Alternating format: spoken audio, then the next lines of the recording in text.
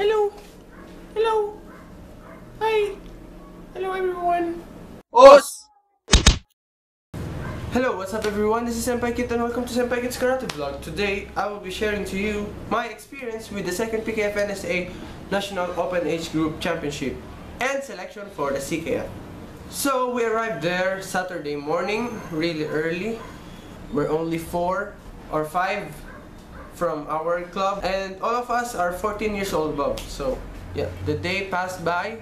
Then the night before my game, I'm so lucky to have a very bad flu. So yun, nagkasakit ako the night before my game. Natuluyan ako kasi the whole Saturday, I'm not feeling very well. Tapos nung dumating yung gabi, ayun, natuluyan na, naging sakit. To make the long story short, nagkasakit ako at muntik nang hindi makalaro. Kasi nung gabi, lumala yung sakit ko, ubo ng ubo, hindi ako makahinga, tapos yun, kailangan pahinga sana, kaya lang hindi naman ako makatulog kasi gawa ng ubo, kailangan bumangon na bumangon.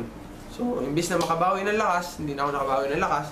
And then, I thought I'm not going to be playing. Nung hinayang naman ako kasi nag-train ako ng ilang months, tapos lalagnatin lang ako the night before the game.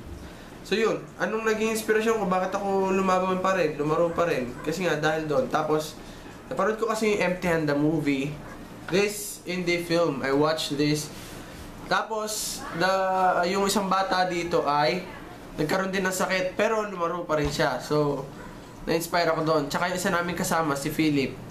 Lumaro siya sa Hong Kong, nagkaroon din siya ng sakit, pero lumaro pa rin siya. So, yun ang nagbigay sa akin ng motivation para ipilit ang sarili ko na lumaro. Kung hindi ako naglaro, kahit hindi ko maramdaman pa ako, kahit wala na akong lakas, kahit halos wala na akong form, at least nakapag-perform ako.